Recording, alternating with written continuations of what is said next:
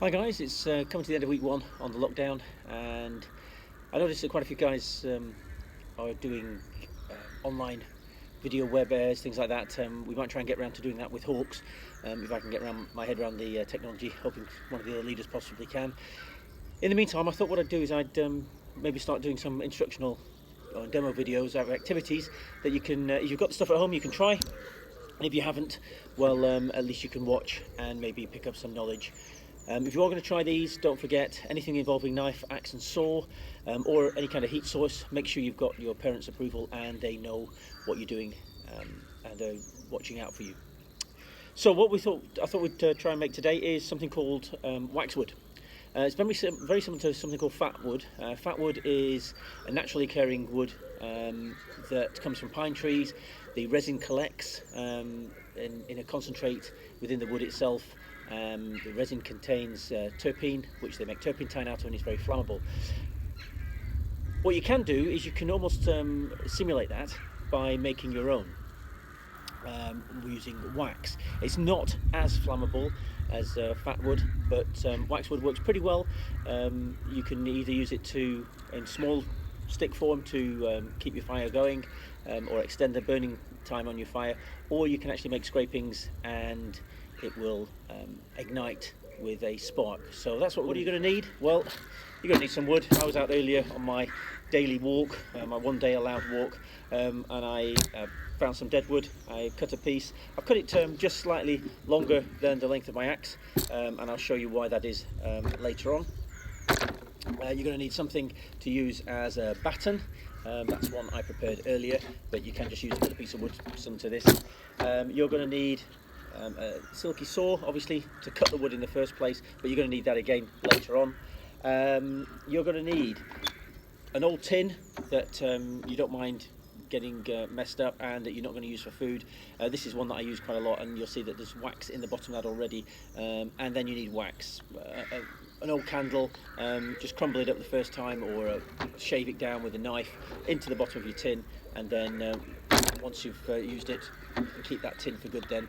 Like I say, this is what I've used before, and that's the hardened wax in the bottom. And you're going to need a heat source of some sort. I'll use this, that's a Bushbox XL. It's a stick burner, so I'll use that to heat up the wax. Good safety idea, because melted wax is very hot. Use some tongs and a pair of gloves. So that's it. That's what we need to get cracking on. First thing we're going to do is process the wood.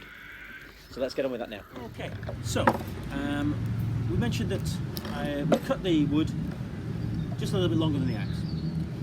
If you remember from your knife, axe and saw training, we said that we can split wood two ways. One way is we place the axe on top, we batten from above to split the wood, and the next way is we place the axe on the wood, head at one end, handle at the other, just the right length, so that we can then strike both down together. And that's the way I'm going to do it today. I'm going to use the natural splits that I find that are running down to place the axe into, to give myself an advantage when I'm trying to split the wood. We hold the two together, bring the two down together. So there you go. So the axe is now in the wood.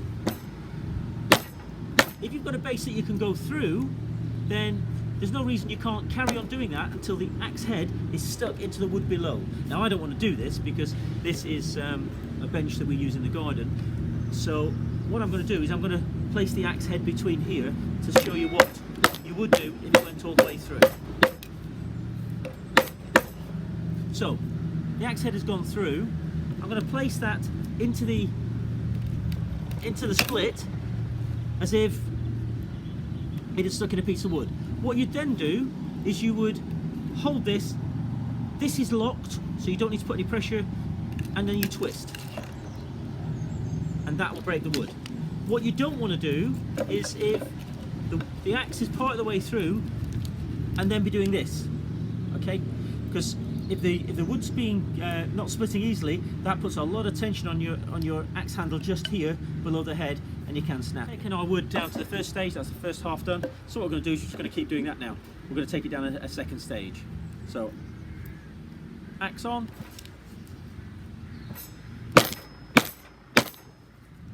it's through. I'm going to put it in my little groove, which simulates my tree log. This time it hasn't split, so all I'm going to do is that.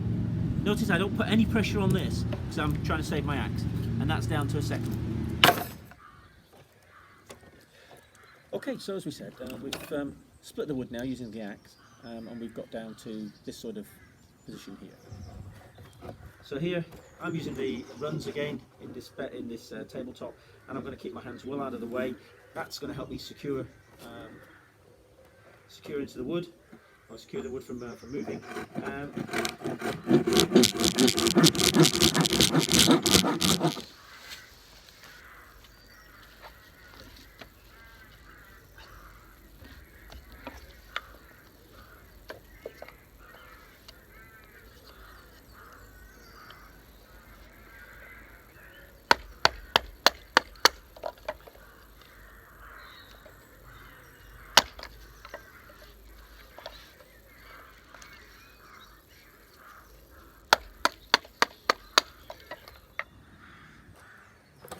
Okay, so we started with the larger pieces you saw.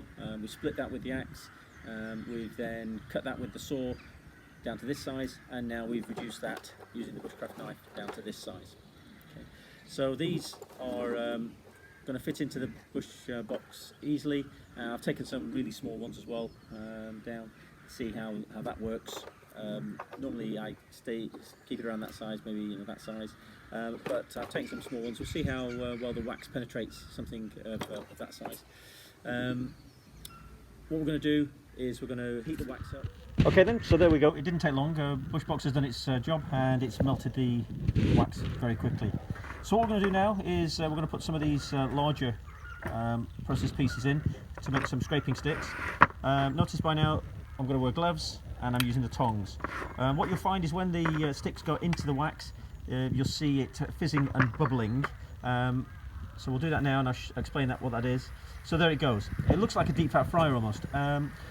What's happening there is the wax is forcing its way into the wood, and the bubbles you can see are all the air bubbles and the moisture being pushed out of the wood.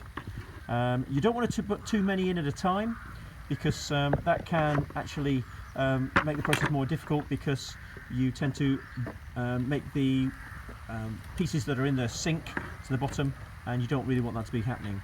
So we'll put those in for now. Maybe just get one more in the corner there. About 8 to 10 minutes. You can see there's still a little bit of fizzing and bubbling going on, but a lot less than when we first put the wood in. You see as also the wood's changed colour quite considerably as it started to soak up that wax. So what I'll do is I'll take those out now, and I'll put them to one side. A good idea to do is not to put them on a porous surface, something like kitchen towel, because that will suck the liquid wax out of them. So just put them on something that won't soak up the wax. Just leave them to one side while they cool. And then I'll put another batch in, and you'll see that it's nothing to do with the heat of the wax that's stopped the bubbling and fizzing. It's purely the amount of moisture and air that's being taken out as long. So there it is, it goes in.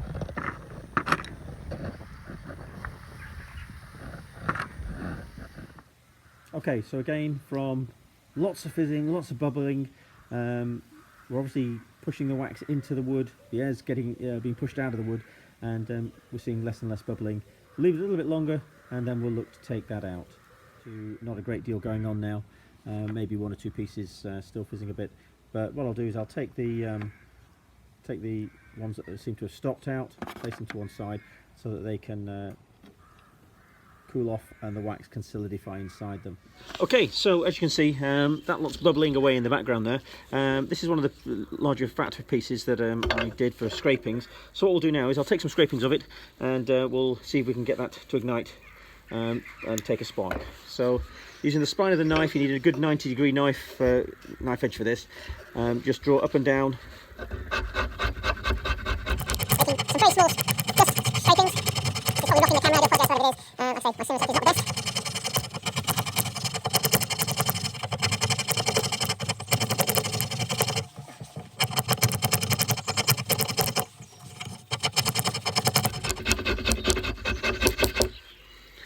So there's our dust scraping. And what we'll do is we'll use a ferrocerium rod to get that going with